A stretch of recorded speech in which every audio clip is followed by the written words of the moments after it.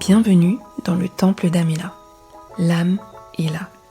Un espace doux et conscient où l'on explore le lien entre le corps, les émotions et l'âme. Ici, le corps est un messager à écouter. À travers ces épisodes, je vous propose une approche sensible et éclairée du corps, où la science rencontre l'expérience et où l'écoute devient un véritable acte de soin. Un espace pour habiter votre corps avec plus de présence et de justesse et vous reconnecter à ce qui est vivant en vous. Prenez une respiration et entrons ensemble dans le temple d'Amela. Bienvenue dans ce nouvel épisode du podcast Amela, l'âme est là. Aujourd'hui, j'aimerais que l'on parle d'un mot que l'on entend souvent et qui peut parfois faire peur, l'inflammation. On associe généralement à quelque chose de négatif, à une maladie, à un problème à faire taire au plus vite.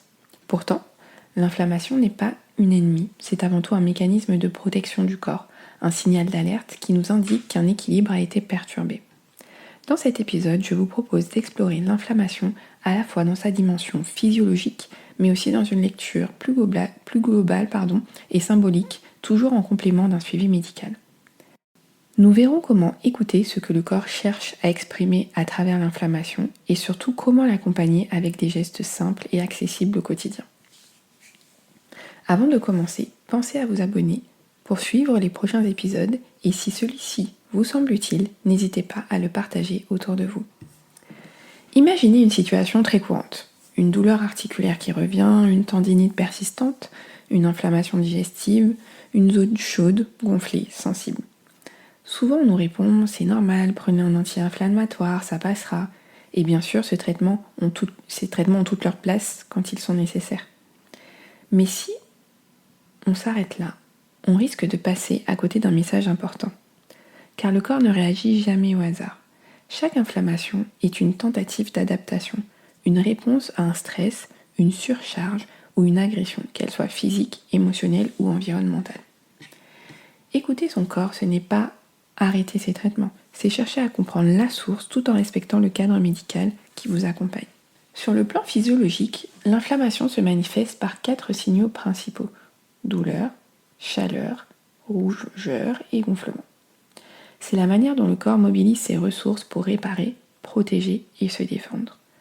Lorsqu'elle devient chronique, c'est souvent le signe que le corps est sollicité au-delà de ses capacités d'adaptation.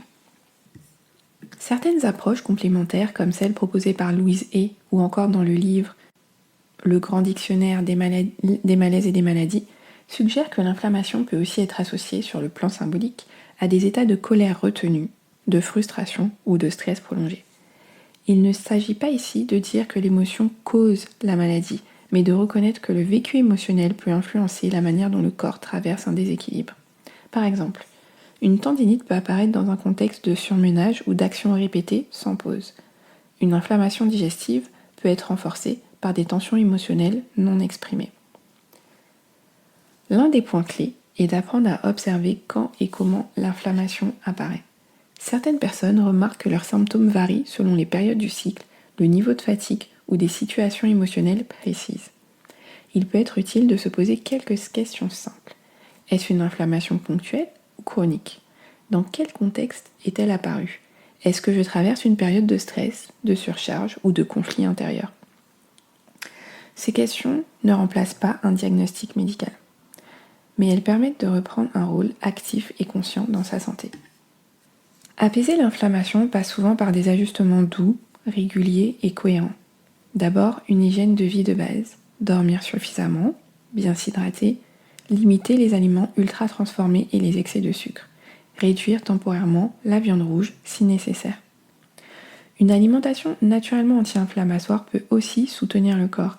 Légumes verts, fruits rouges, curcuma, gingembre, oméga 3 présents dans les poissons gras ou les graines de lin. Sur le plan corporel, les étirements doux, l'automassage et la respiration abdominale peuvent apaiser le système nerveux. Et sur le plan émotionnel, écrire ce qui frustre ou met en tension, en parler à une personne de confiance ou pratiquer une méditation guidée. Certaines personnes trouvent également un réel apaisement dans la visualisation. Imaginez la zone enflammée comme un feu qui se calme progressivement. laissant place à une sensation de fraîcheur et de détente. Les affirmations ne sont pas des formules magiques. Elles peuvent cependant soutenir un changement d'état intérieur lorsqu'elles sont utilisées avec justesse. Et voici quelques exemples à adapter selon votre ressenti. Mon corps sait comment se régénérer, je lui fais confiance. Deuxième phrase. Chaque respiration apaise mon corps. Troisième proposition. Je libère doucement les tensions qui me traversent. Pour certaines, les répéter le matin, le soir ou pendant un automassage peut renforcer le sentiment de sécurité et d'écoute. L'essentiel reste de créer vos propres phrases, celles qui vous parlent vraiment. Je vous rappelle, comme au début du podcast, que ces pratiques ne remplacent jamais un avis médical ni un traitement prescrit. Elles viennent en complément pour accompagner le corps, lui redonner des ressources et renforcer la compréhension de ce qu'il traverse. J'aimerais que vous repartiez avec cette idée.